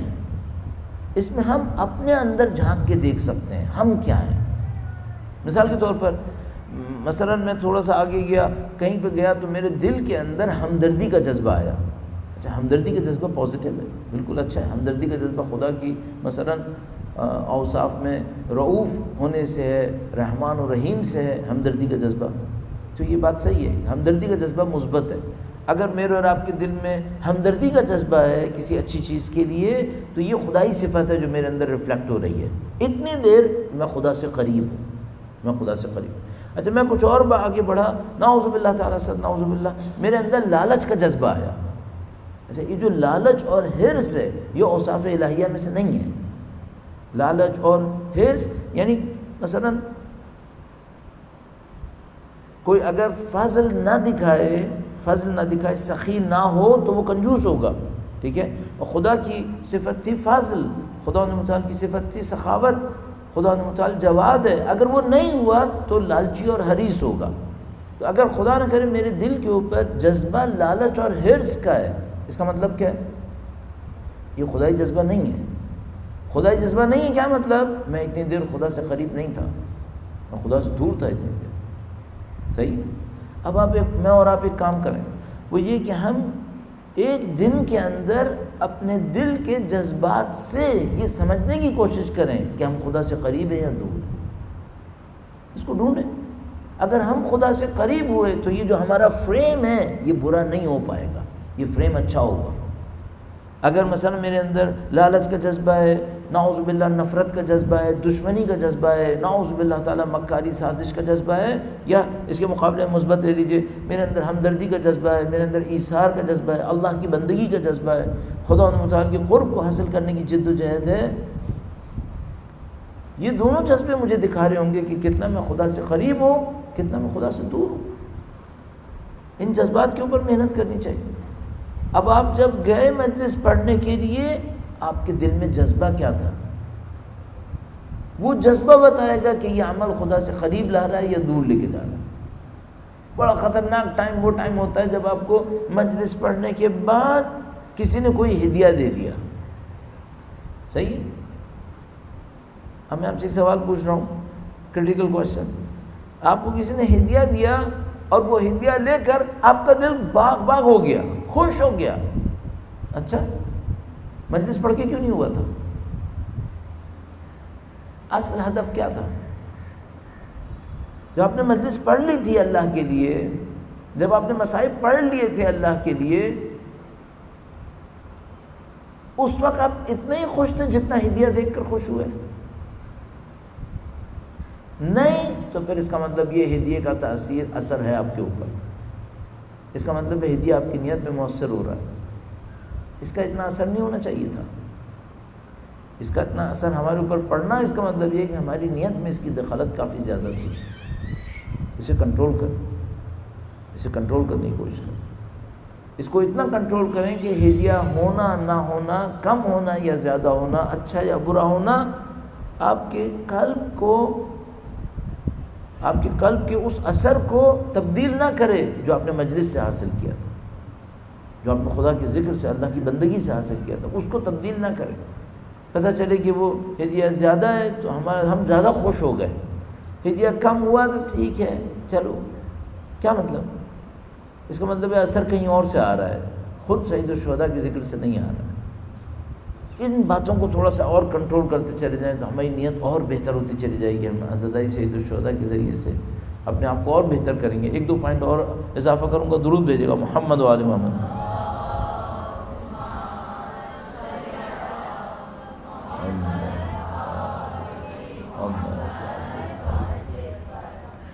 آخر کار کیا ہونا چاہیے؟ مثلا میں نے مجلس پڑھی، اچھی تھی یا نہیں تھی، اور کس سینس میں اچھی تھی یا نہیں تھی اس کو چھوڑ دیتے. لوگوں کی تعداد کا مسئلہ، لوگوں کے ریاکشن کا مسئلہ، یہ سب ہمیں معلوم ہے. یہ اتنا اہم نہیں ہونا چاہیے تھا ہمارے لیے، لیکن اہم ہے بہرحال. اچھا اگر میں جج کرنا چاہتا ہوں کہ مثلا میں نے اس سال ماہ محرم الحرام ماہ سفر مظفر مجلسیں پڑھی، یہ سال کیسا گزرا میرے لیے، کیا سوچوں پھر؟ مجھے فوراً یہ سوچنا چاہیے کہ ربیع الاول تک پہنچتے پہنچتے میری معنویت بہتر ہو گئی، اللہ کی بندگی میں اضافہ ہو گیا. کیا میں خدا سے زیادہ قریب پا رہا ہوں اپنے آپ کو؟ اگر یہ نہیں ہو رہا ہے پھر یہ کیوں ہوا کہ میں نے خدا کے لیے 2 مہینے محنت کی لیکن میرے دل پہ اثر نہیں ہوا؟ کیوں ایسا ہوا؟ اور جواب ہمیں معلوم ہے، جواب اس لیے ہوا کہ وَأَن لَيْسَ لِلْإِنسَانِ إِلَّا مَا سَعَى، انسان کو وہی ملے گا جس کی وہ کوشش کرے، جس نے جو پانا ہے، جس کے لیے کوشش کی ہے وہی پائے گا۔ اگر آپ نے اور میں نے سید الشہداء کی ذکر کے ذریعے سے کچھ پانے کی کوشش کی، نعوذ باللہ جس کا تعلق دنیا سے تھا، خدا بھر بھر کے دے دے گا، اور ہم وہ دنیا لے کے نعوذ باللہ تعالیٰ بڑے خوش ہو جائیں گے۔ اور اس دنیا میں شہرت بھی ہو سکتی ہے، آپ کی اور میرا احترام بھی ہو سکتا ہے، اور دولت بھی ہو سکتی ہے، ساری چیزیں، لیکن ہمیں دیکھنا پڑے گا کہ بھئی ہم خدا متعال سے کیا چاہ رہے تھے۔ ہم یہ نہیں چاہ رہے تھے کہ ہم خدمت کریں اہل بیت اطہار علیہ السلام کی۔ اب اگر ممکن ہے کوئی مجھ سے یہ کہے کہ بھئی اگر دونوں چیزیں مل جائیں، خدمت بھی ہو جائے، دنیا بھی بن جائے، پھر میں آپ سے دوبارہ کہوں گا یہ جج کر لو اچھے طریقے سے کہ میرے لیے اہم کیا ہے، اہم کیا ہے میرے لیے۔ تو اس کے ذریعے سے میری اور آپ کی بات زیادہ اثر کرے گی، معاشرے کے اوپر بھی، لوگوں کے اوپر بھی۔ اچھا، ایک آخری بات اس کے اندر عرض کرتے ہوئے، مجھے نہیں معلوم Q&A کے کوشچن آنسرز یہاں پہ ہوتے ہیں یا نہیں ہوتے ہیں، اگر ہوتے ہیں تو پیپر کے اوپر لکھ دیجیے تاکہ اس کا جواب دیا جا سکے، اگر نہیں ہوتے تو معاملہ ختم ہو گیا۔ ایک پوائنٹ اور میں اضافہ کروں گا، درود بھیجیے گا محمد و آل محمد کے۔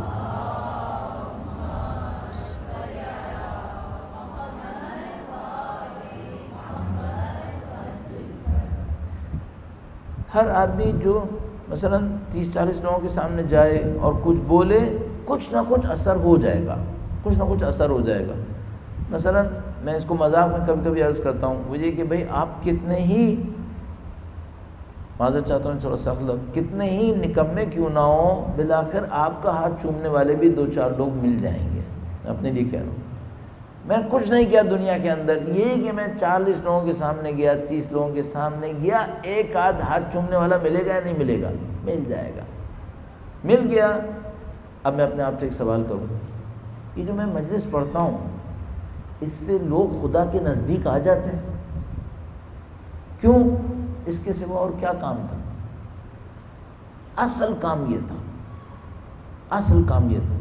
ہمارے پاس ایک مکالمہ موجود ہے، آپ جانتے ہی ہیں، حضرت موسیٰ علیہ السلام اور پروردگار عالم کے درمیان۔ حضرت موسیٰ علیہ السلام سے خداوند تعالیٰ نے ارشاد فرمایا کہ اے موسیٰ، تم نے میرے لیے کیا کیا؟ حضرت موسیٰ علیہ السلام نے ارشاد فرمایا کہ مثلا میں نے نماز پڑھی ہے، تیرے لیے پڑھی، میں نے روزہ رکھا ہے، میں نے یہ کیا۔ پروردگار عالم نے فرمایا کہ نہیں، یہ تم نے مثلا عذاب کے خوف سے کیا، یہ تم نے جنت کی لالچ میں کیا۔ تو حضرت موسیٰ علیہ السلام نے فرمایا کہ اے خدا، میں تیرے لیے کیا کروں جو تیرے لیے ہو، جو تیری رضایت کا سبب بنے؟ تو خدا تعالیٰ نے فرمایا کہ جو بندے مجھ سے دور ہیں انہیں میرے نزدیک لے کر آؤ، کیونکہ خدا تعالیٰ اپنے بندوں کی ہدایت کو چاہتا ہے۔ تو اس کے نزدیک جو سب سے بڑا کام ہے وہ کیا ہے؟ وہ یہ کہ کوئی ہدایت دے۔ ہدایت دے کیا مطلب؟ جو بندے دور ہیں انہیں نزدیک لے کر آئے۔ یہ عمل سب سے پہلے دوسروں کے لیے کروں یا اپنے لیے کروں؟ اپنے لیے۔ ماہ محرم کے اندر، ماہ سفر کے اندر جتنی بھی جد و جہد کروں، اس کا اثر اپنے اوپر دیکھوں کہ میں خدا کے خود قریب آیا نہیں آیا۔ اور میں نے قریب آنے کا اسٹینڈرڈ آپ کی خدمت میں بہت سادہ سے ایک اسٹینڈرڈ عرض کیا کہ آپ کے اور میرے جو دلی جذبات ہیں، یہ دلی جذبات اگر اللہ کی اوصاف کا اظہار کر رہے ہیں تو اس کا مطلب ہے ہم خدا کے قریب آئے، ورنہ ہماری عبادتیں بڑی ہیں، خدا نہ کرے نعوذ باللہ تعالیٰ، لیکن قریب پھر بھی نہیں آئے۔ تو کام کیا ہے؟ کام یہ ہے کہ اپنے آپ کو اور اللہ کے بندوں کو اللہ کے نزدیک لانا۔ آپ نے مجلس پڑھ لی، ماشاءاللہ بہت اچھی مجلس ہو گئی، کئی سال سے پڑھ رہے ہیں، اپنے آپ سے ایک سوال پوچھے گا، میرے مجلس پڑھنے سے لوگ خدا سے نزدیک آتے ہیں؟ اگر خدا کے نزدیک آ رہے ہیں اور میں بھی خدا کے نزدیک جا رہا ہوں، بہت ہی اچھا ہے، اس کو ہم لوگ کہیں گے نعم المطلوب، چاہیے بھی یہی تھا۔ اگر وہ تو خدا کے نزدیک آ رہے ہیں اور میں خدا کے نزدیک نہیں جا رہا، اس کا مطلب کیا ہوا؟ اس کا مطلب یہ ہوا کہ میں وہ امر بالمعروف نہی عن المنکر کرنے والا ہوں جو خود عامل نہیں ہوں۔ تاثیر ہوتی ہے، ہاں پھر بھی ہوتی ہے۔ ہمارے پاس روایت موجود ہے کہ خدا تعالیٰ کچھ لوگوں کو جہنم کی طرف لے کے جا رہا ہوگا، کچھ لوگوں کو جنت کی طرف، تو جو جنت کی طرف جا رہے ہوں گے وہ جہنم کی طرف جانے والوں میں سے بعض کو دیکھ کر کہیں گے کہ آپ کی ہدایت پہ تو ہم جنت میں گئے تھے۔ اس کا مطلب ہے کہ بے عامل شخص کی امر بالمعروف نہی عن المنکر میں بھی اثر ہے، بے عامل شخص کی بھی، ورنہ وہ روایت صحیح نہیں ہونی چاہیے تھی، جبکہ وہ روایت موجود ہے ہمارے پاس۔ اس کا مطلب ہے بے عمل شخص کی بھی امر بالمعروف نہی عن المنکر میں اثر ہے. تو مثلا 3 پوزیشنز ہو سکتی ہیں، یا تھیوریٹیکلی اسپیکنگ 4 بھی ہو سکتی ہیں بار. ایک یہ کہ میں نے کچھ عمل انجام دیا، میں خدا کے نزدیک آیا، لوگ بھی مجھے احساس ہوا کہ جو لوگ میرے چاہنے والے سننے والے ہیں وہ بھی خدا کے نزدیک آتے ہیں.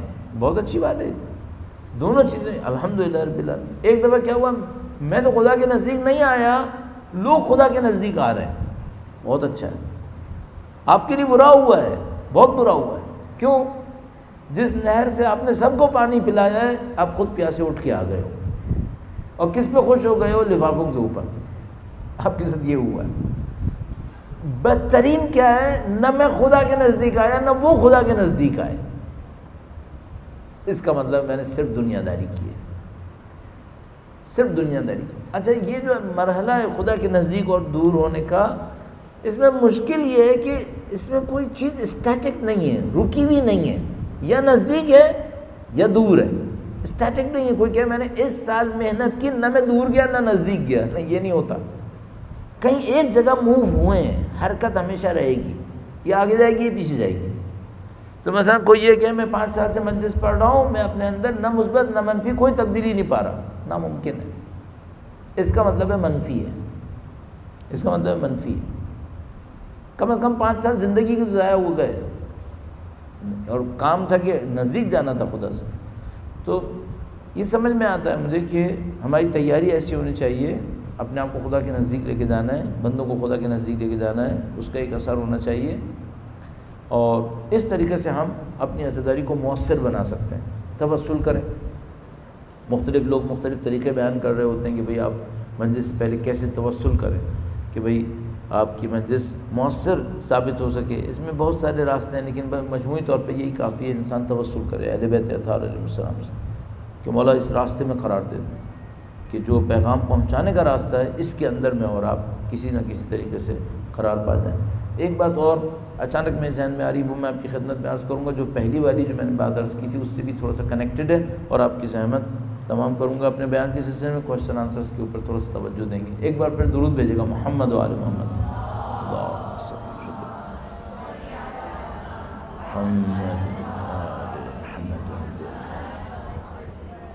میں نے شروع میں آپ کی خدمت میں ایک بات عرض کی تھی کہ قانون، کہیں نہ کہیں کوئی قانون ہوگا. مثلا ہم نے بات کہی تو لوگوں کے دلوں پہ کوئی اثر ہو، یا کوئی اور قانون کی مثال دی تھی. جیسے صلہ رحم کی میں نے مثال دی تھی کہ بھئی ایک انسان کی زندگی میں 3 سال باقی تھے، اس نے صلہ رحم کیا تو 30 سال بڑھ گئے. اچھا، یہ قانون ہے، یہ اتفاق ہے، قانون ہے. روایتوں میں اور آیتوں میں قانون ڈھونڈتے رہیں. اس سے آپ کو جو علم ملے گا وہ کچھ اور ہی کر دے گا آپ کے ساتھ. زندگی گزارنے کے قانون ڈھونڈنے. مثلا روایتیں خوشی کے لیے کیا کہہ رہی ہیں، غم کے لیے کیا کہتی ہیں، کیسے خوشی آتی ہے انسان کے دل میں. اگر مجھے یاد، اتنا میرا حافظہ اچھا نہیں ہے، لیکن میرا اپنے خیال ہے کہ آج ہی میں نے وہ روایت پڑھی تھی. کوشش کرتا ہوں کہ اگر مل جائے تو آپ کی خدمت میں عرض کروں. درود بھیجے گا محمد و آل محمد.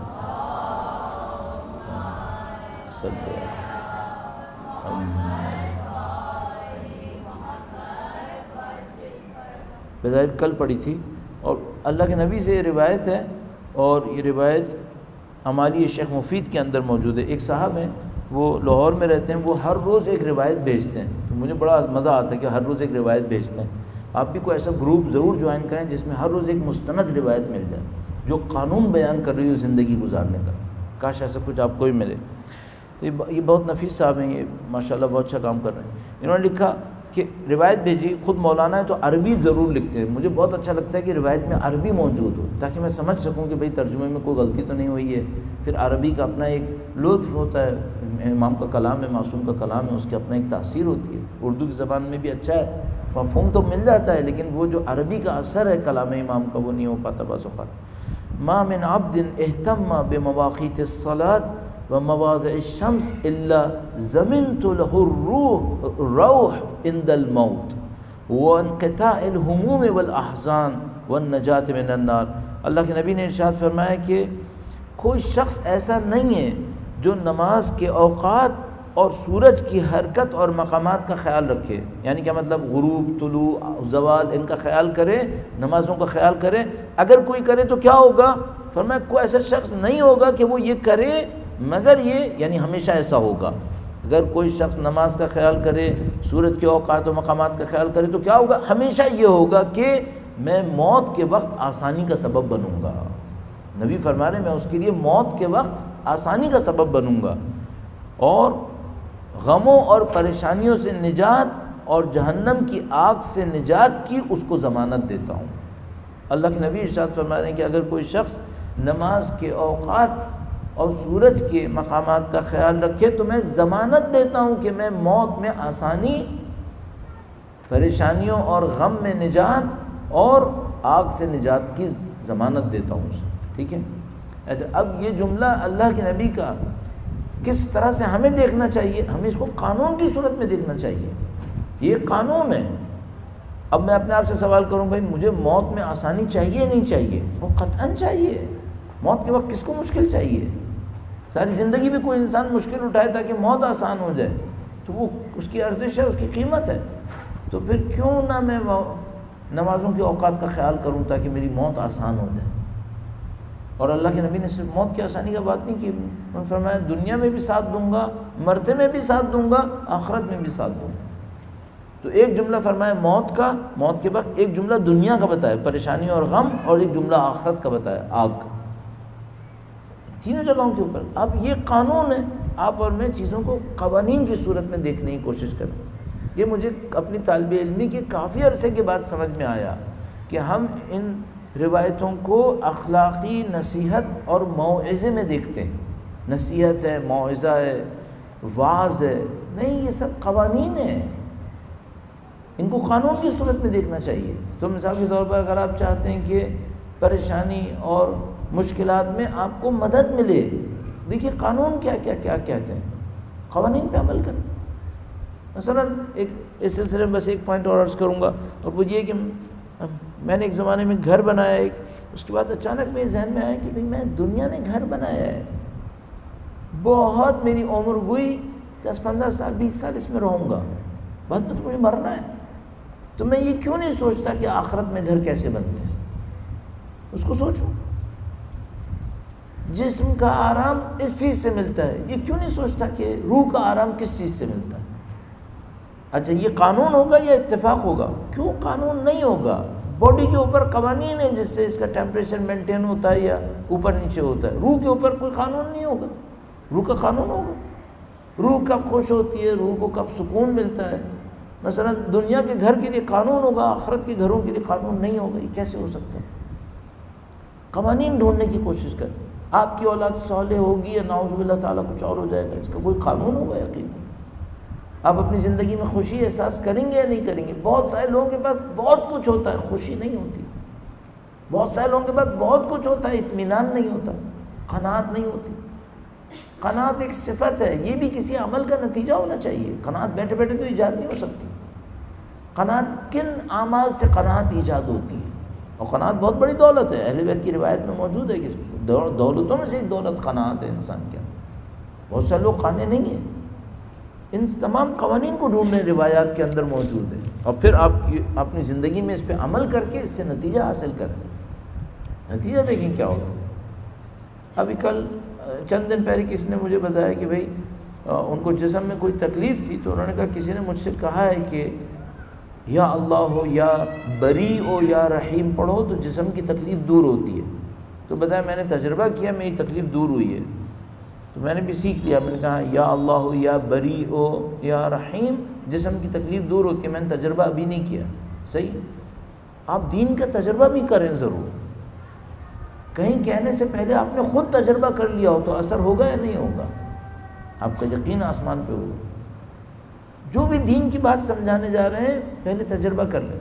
نماز شب کا یہ اثر ہے، چند دن پڑھ کے دیکھو اثر ہوا ہے نہیں ہوا.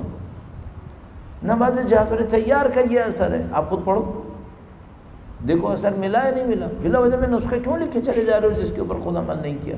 کل خدا متعال قرآن میں کہتا ہے پکڑ لوں گا میں لما تقولون ما لا تفعلون کبر مقتا عند اللہ ان تقولوا ما لا تفعلون. ایسی باتیں کیوں کہتے ہو جس کے اوپر خود عمل نہیں کیا؟ تو قوانین نکالیں، قوانین پہ عمل کریں، آپ کی مجلس کی تاثیر کہیں سے کہیں ہو جائے گی، اور وہ ظاہر آخرت میں بھی ایک ذخیرہ ہے پھر آپ کے لیے۔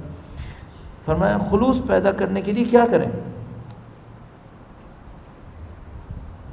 میں اپنے آپ سے ایک بات پوچھتا ہوں، کچھ میں کروں گا جس سے خلوص پیدا ہوگا، لیکن مجھے معلوم ہے کہ خلوص بھی خدا متعال کی بہت بڑی نعمت ہے۔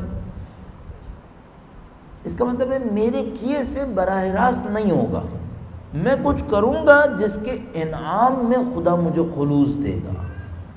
اس جملے کو ضرور توجہ فرمائیں گے۔ جو بعض اوقات تقریر کرنے والے کہتے ہیں نا، بڑی اہم بات کہہ رہا ہوں، یہ کہہ رہا ہوں، وہ کہہ رہا ہوں، 10 منٹ تک بولتے ہیں، پھر چھوٹی سی ایک بات بول دیتے ہیں۔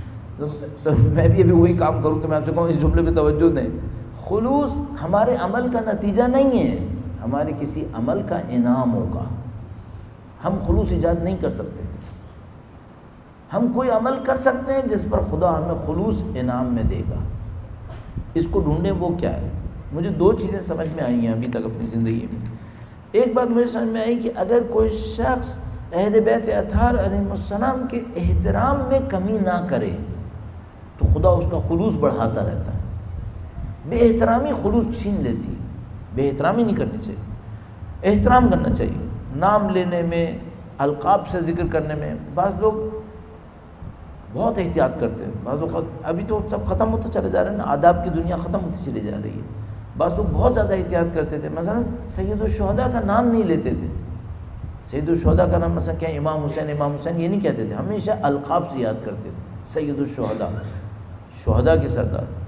تو مثلا بیوی کا نام لوگ احتراماً نہیں لیتے تھے، بلکہ ان کو القاب سے یاد کرتے ہیں، کہتے ہیں بھائی ہم کو احترام نہیں کر سکتے۔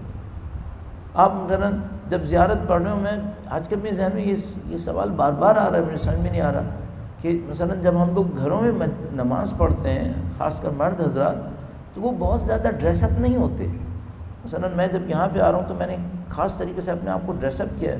اگر میں گھر میں نماز پڑھ رہا ہوتا ہوں تو اتنا اچھا لباس نہیں پہنا ہوتا، اس کے بعد میں کھڑے ہو کے زیارت بھی کر رہا ہوتا ہوں، مجھے لگتا ہے بعض اوقات ہمیں شرم آنی چاہیے کہ ہمیں اس لباس میں سلام کرنے کا موقع کیوں ملا پھر۔ تو مجھے سمجھ میں آتا ہے کہ بعض اوقات اسی طرح ہماری نمازیں ہیں، مجھے لگ رہا ہے بعض اوقات ہماری نمازیں عبادت نہیں ہوتی ہیں، بے احترامی ہوتی ہیں۔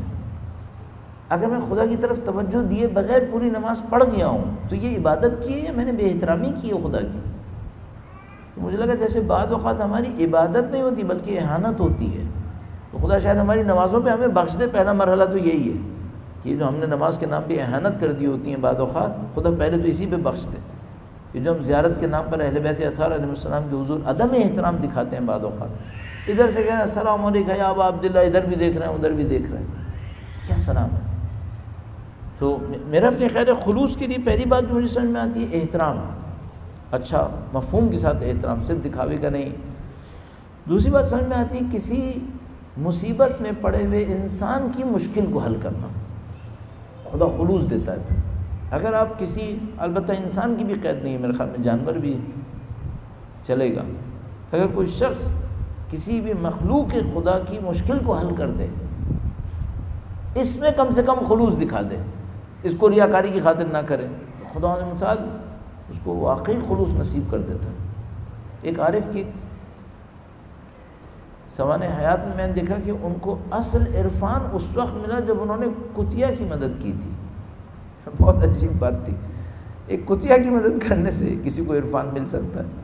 یہ بات شاید اس وقت مذاق لگی ہے، بعض اوقات کسی نے مجھے کیا تنبیہ بھی کی، کسی نے کہا کہ تمہیں یہ جملہ نہیں کہنا چاہیے تھا، لیکن ہے مجھے معلوم ہے کہ ہے کہ کسی شخص کو اس پہ عرفان ملا کہ اس نے ایک بھوکی کتیا تھی جس کے بچے اس سے فیڈ ہونا چاہتے تھے، اس کے پاس کچھ نہیں تھا، وہ مر رہی تھی، تو اس نے اپنا اور اپنے گھر والوں کا کھانا اس کتیا کو کھلا دیا۔ اس نے کہا اس کے بعد سے میرا دل جاگ گیا اور میں نے اپنے اندر روحانیت احساس کی۔ اگر میں کسی انسان کے، حتیٰ کسی مخلوق کے جو مشکل میں مبتلا ہو، کام آ جاؤں خلوص کے ساتھ، خدا انہیں تعالیٰ خلوص نصیب کرے گا زندگی بھر کے لیے۔ یہ بات سمجھ میں آتی ہے۔ اگر کوئی مجلس پڑھنے کے بعد اپنی خوشی سے تبرک دے اوروں سے زیادہ، کیا وہ ہدیہ قبول نہ کریں؟ جائز نہیں، کر لیں۔ اگر کوئی شخص آپ کو خوشی سے دے رہا ہے اور آپ پر اس ہدیے کا بہت زیادہ اثر نہیں ہونے والا. دیکھیں ہم لوگ یہ کہنا کہ ہم لوگ 100% مخلص ہیں، یہ اپنے آپ کو دھوکہ دے رہے ہیں. میرا ہم لوگ 100% مخلص نہیں ہوں گے، تھوڑا بہت مخلص ہوں گے. تھوڑا بہت گڑبڑ رہتی ہے، بہت مشکل ہے، بہت مشکل ہے.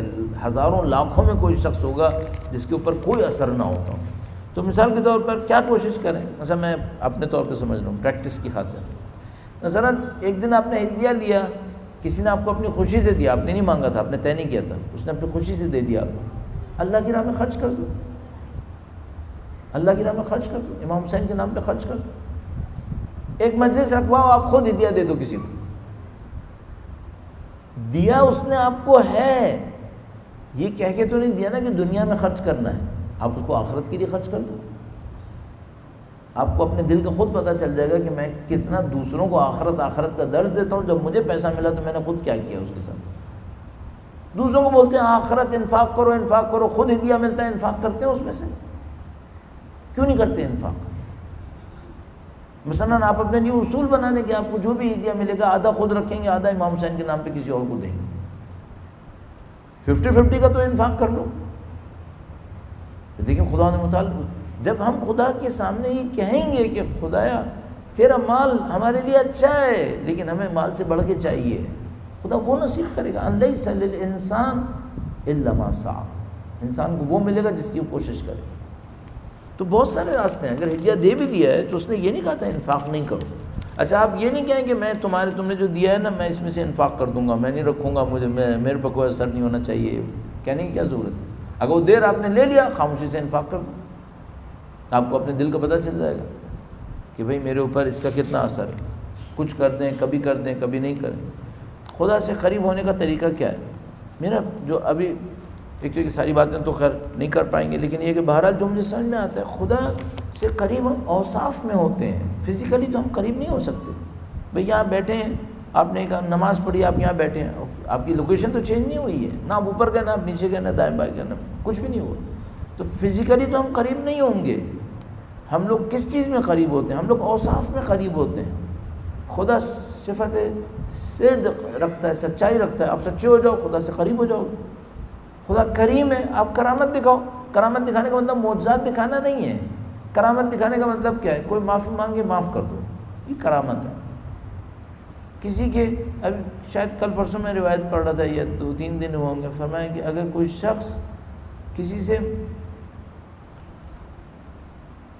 شخص کسی کو دے جبکہ اس کے پاس تھا تو یہ شخص سخی ہے، اور کوئی شخص کسی کو دے جبکہ خود بھی محتاج تھا تو یہ کریم ہے.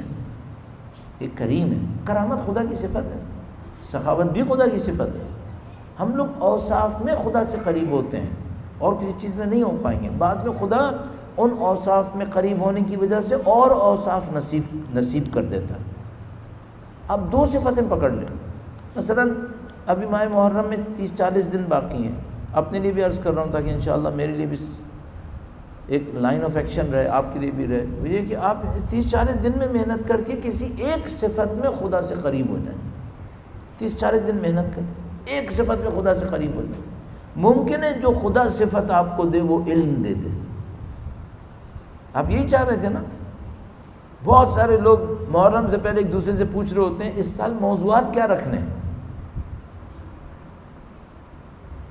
رٹ کے رکھیں گے، پڑھ کے رکھیں گے، یا خدا سکھائے اور رکھ دیں تو بہتر ہے. ظاہر ہے کہ خدا سکھائے اور ہم رکھ دیں تو بہتر ہے. نہیں کہہ رہا کہ مثلا ہم رٹیں نہیں، جس کو رٹنے کی ضرورت ہے وہ رٹے. نہیں کہہ رہا کہ پڑھے نہیں، قطعاً پڑھنا ہے، لیکن اس چیپٹر کو بھی کھولیں کہ خدا عنایت فرمائے. اور پھر اس کو کہنا نہیں ہے، بعض اوقات جا کے ممبر پہ بیٹھتے ہیں یہ موضوع خدا کی طرف سے اترا ہے. وہ بھائی کیسے یقین کر لو؟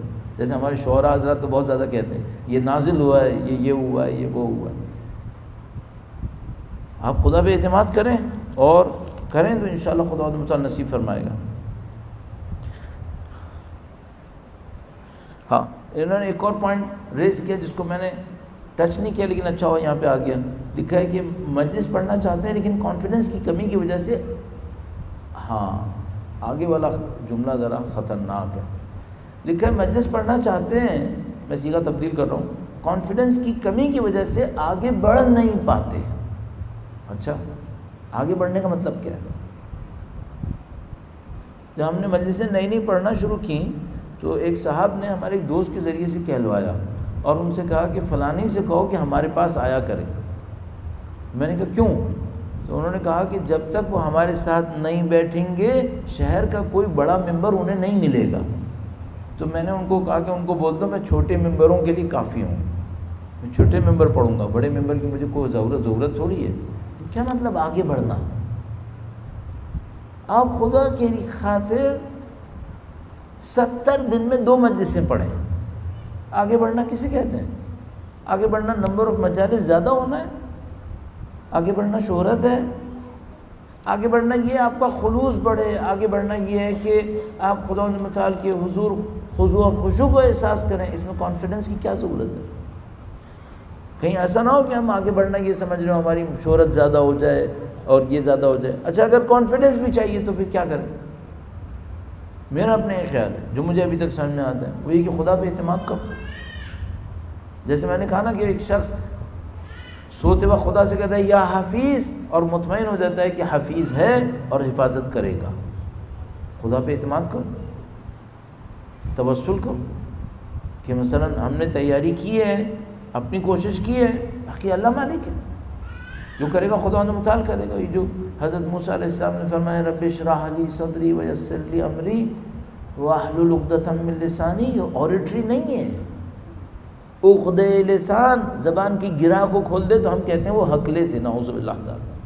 شاید حقلے ہوں لیکن حضرت موسیٰ علیہ السلام کے لیے حقلہ ہونا بیماری نہیں تھی، وہ واحلل عقدۃ من لسانی کچھ اور فرما رہے ہیں، وہ رب اشرح لی صدری کے ہی پیرالل ہونا چاہیے۔ یہ نہیں ہے کہ مثلا حضرت موسیٰ علیہ السلام فرمانے خدایا میرے صدر کو وسیع کر دے اور میری زبان میں لکنت ہے اس کو کھول دے، مثلا اس کے بعد اللہ نے دعا قبول کی یا نہیں کی؟ کر لی تو کیا پھر حقلاتے نہیں تھے؟ کہیں ہے روایت میں کہ مثلا اس دعا سے پہلے حقلاتے تھے، اس دعا کے بعد نہیں حقلاتے تھے؟ ایک تو میں کہہ رہا ہوں حقلانے کا کانسیپٹ بھی مجھے سمجھ میں نہیں آ رہا ہے بھی یا نہیں ہے، لیکن اگر ہو بھی تو خدا متعال نے دعا قبول کی، اس کا مطلب ہے کہ عقدۃ من لسانی کچھ اور تھا جو حضرت موسیٰ علیہ السلام نے حل کرنے کے لیے مانگا تھا، وہ کچھ اور مانگا تھا انہوں نے۔ تو ہمیں دیکھنا پڑے گا کہ مثلا جب خدا متعال فرماتا ہے لسان تو خدا متعال کے نزدیک مطلب کیا ہوتا ہے، خدا کے نزدیک اس کا مطلب کیا ہوتا ہے۔ تو میرا اپنے خیال ہے جو مجھے سمجھ میں آتا ہے ابھی تک وہ یہ کہ ہمارے ذہن میں سوچنے کا ایک پیٹرن ہے، یہ بعض اوقات غلط ہو جاتا ہے، ہم غلط نتائج تک پہنچنے لگتے ہیں۔ حضرت موسیٰ علیہ السلام صحیح فکر مانگ رہے ہیں خدا متعال سے، خدا میرے قلب کو وسیع کر دے، صدر کو وسیع کر دے تاکہ وہ معنویات میرے اوپر تجلی کریں، اور اس کے بعد وہ چاہتے ہیں زبان کو کھول دے، یعنی فکر کا پیٹرن ایسا کر دے کہ میں صحیح راستے کے اوپر سوچوں۔ یہ آپ مانگیں۔ بہت سارے لوگ ممبر پہ بیٹھ کر غلطیاں کر چکے ہیں جس کی وجہ سے ان کی شخصیتیں ختم ہو گئی ہیں۔ خدا نہ کرے نعوذ باللہ ہم لوگ اپنے اوپر بہت زیادہ اعتماد کریں گے، کبھی ایسا ہوگا ہمارے ساتھ، نعوذ باللہ تعالی۔ اپنے اوپر اعتماد نہ کریں، خدا متعال کی عنایت کے اوپر اعتماد کریں، اللہ کے حضور التجا کریں، توسل کریں اہل بیت اطہار علیہ السلام، اور کانفیڈنس کے لیے کیا کریں؟ اپنی غلطیوں کی اصلاح کریں، غلطیوں کی اصلاح کریں۔ ہمارے پاس قوانین موجود ہیں ان تمام کاموں کے لیے، اس کے اوپر میں جتنا آپ سے کہوں نا توجہ دیں کم ہے، اس سب کے لیے قوانین موجود ہیں۔ مثلا ایک عجیب قانون موجود ہے، وہ یہ کہ فرمایا اگر کوئی شخص صدقے کو چھپا کر دے تو خدا اس کی غلطیاں چھپا دیتا ہے۔ قانون ہے پورا یہ، اگر کوئی شخص صدقے کو چھپا کے دے تو خدا اس کی غلطیاں چھپا دیتا ہے۔ بہت بڑی بات ہے۔ غلطی ہونے کا مطلب یہ ہے کہ میں نے ارادے سے نہیں کی تھی، بے ارادہ ہوئی تھی، میں بے ارادہ کرنے والی چیز کو چھپا سکتا ہی نہیں، یہ میرے بس میں ہی نہیں ہے، اور خدا کہہ رہا ہے نہیں تیرے بس میں نہیں ہے، میں چھپاؤں گا، یہ خدا متعال کا کام ہے۔ بس وہ غلطی نہ ہونے دے تو خدا متعال فرماتا ہے نہیں، غلطی ہو بھی گئی تب بھی چھپا دوں گا، تب بھی چھپا دوں گا۔ بہت بڑی بات ہے، تو ہم اس کو کیوں مس کریں؟ اچھا مخفی صدقہ کسے کہتے ہیں؟ صرف پیسہ خاموشی سے جا کے دینا نہیں، مخفی صدقے 10 چیزیں ہو سکتی ہیں۔ مثلا کسی کا کوئی کام پھنسا ہوا تھا، آپ وہ کام کر سکتے تھے، آپ بتائے بغیر اس کا کام کر دیں، اسے پتہ بھی نہ چلے کہ کس نے کیا. یہ مخفی صدقہ ہے، یہ آپ نے چھپا کے نیکی کی ہے، کسی کو بتایا بھی نہیں، نیکی بھی کر دی، اس کا کام بھی حل ہو گیا، اب جائیں اپنا کام کریں. آپ کو خدا نے اب اس کے بدلے میں غلطیوں کی مقابلے میں پناہ دینی ہے. قوانین خدا کو ڈھونڈیں، قوانین سے ساری زندگی آپ کی اور ہماری تبدیل ہو سکتی ہے. بہرحال پروردگار انشاءاللہ ان کوششوں کے ذریعے سے جو آپ لوگ سید الشہداء کی عزاداری کو سیکھنے کے سلسلے میں کر رہے ہیں، انشاءاللہ آپ کو اور ہم سب کو سچی عزاداری کی سعادت نصیب فرمائے انشاءاللہ. اور ان تمام کوششوں کے نتیجے میں وقت کے امام کے ظہور مبارک میں تعجیل فرمائے انشاءاللہ. بہت پچھلے 10 دن میں جو آپ نے دیکھا سید حسن نصر اللہ نے ایک جملہ فرمایا اور پھر رہبر معظم نے اس کی تائید بھی کی، یہ بہت عجیب بات ہو گئی. مثلا اس انٹرویو کے اندر سید حسن نصر اللہ سے پوچھا گیا کہ بھئی بیت المقدس میں آپ کے بچے پڑھیں گے یا آپ کے پوتے پڑھیں گے، کون نماز پڑھے گا؟ تو انہوں نے کہا کہ بھئی زندگی موت کا معاملہ اللہ کے ہاتھ میں ہے، اس سے قطع نظر حالات واقعات سب کو دیکھتے ہوئے میں یہ آپ سے کہہ رہا ہوں، مجھے امید ہے کہ میں خود بیت المقدس میں پڑھوں گا. حسن نصر اللہ وہ کوئی بہت جوان آدمی نہیں ہے، کافی عمر ہے ان کی بھی، وہ کہہ رہے ہیں میں خود پڑھوں گا بیت المقدس کے اندر. مطلب بہت کم مدت کے اندر یہ کام ہو سکتا ہے. اور ابھی چند دن پہلے 2-3 دن پہلے رہبر معظم نے فرمایا کہ اگر سید حسن نے یہ بات کہی ہے تو انشاءاللہ خدا اسے پورا کرے گا. اس کا مطلب بہت بڑی تبدیلی رونما ہونے والی ہے. آپ اور ہم اس تبدیلی میں کس کیمپ میں بیٹھے ہیں اس کو دیکھتے رہیے. یہ شیخ زکزکی کا معاملہ ایسا نہ ہو کہ کوئی خدا کی طرف سے حجت پوری ہو رہی ہو، ہم پیچھے رہ جائیں. اس کو دیکھتے رہیں، کہیں نہ کہیں ان کا ذکر بیچ میں لیتے ہیں، کیونکہ خدا نے ایسا نہ ہو کہ کوئی حجت خدا ہو، یعنی خدا غیر معصوم کے ذریعے بھی تو حجتیں پوری کر دیتا ہے اپنی، تو ان کے ذریعے ہم پر کوئی حجت پوری ہو رہی ہو، یہ کوئی معرکہ آس پاس ہو رہا ہو. بس یہ میرے ذہن میں آتا ہے یہ جملہ بہت زیادہ کہ جب کربلا ہو رہی تھی تو اطراف میں موجود سب کو نہیں پتہ تھا کہ یہ کربلا ہو رہی ہے، بعد میں جاگے تھے کہ کربلا تھی. ایسا نہ ہو ہماری آنکھوں کے سامنے کربلا ہو جائے، ہمیں پتہ ہی نہ چلے کہ کربلا ہو گئی، نعوذ باللہ تعالیٰ. تو ہوشیار رہیں. یہ جو بزرگان دین ہیں، رہبر معظم ہیں، سید حسن نصر اللہ مراج اعظام ہیں، یہ لوگ بے خبر لوگ نہیں ہیں، لوگ باخبر لوگ ہیں. اور یہ لوگ فضول باتیں بھی نہیں کرتے، مبالغہ آرائی بھی نہیں کرتے. تجربے سے ہی پتہ ہے، سیاست میں بھی معلوم ہے کہ یہ لوگ بلف نہیں کرتے. تو اس کا مطلب ہے کہ کوئی بڑی تبدیلی نزدیک نظر آتی ہے، اور اس بڑی تبدیلی میں ہمارا رول کیا ہے، ہم لوگ کس مقام پہ کھڑے ہیں، اس میں کتنی شرکت ہماری ہوگی، ان سب کو دیکھنا چاہیے.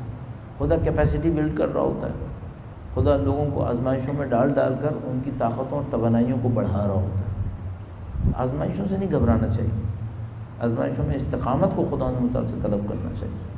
انشاءاللہ پروردگار نصرت فرمائے گا. وقت کے امام کے حضور ادائے احترام کے لیے، ان کی نظر لطف کو حاصل کرنے کے لیے، اپنی معنوی ترقی کے لیے، اور انشاءاللہ ان کے ظہور کے موقع پر نصرت کی سعادت حاصل کرنے کے لیے درود بھیجیں. محمد و آل محمد.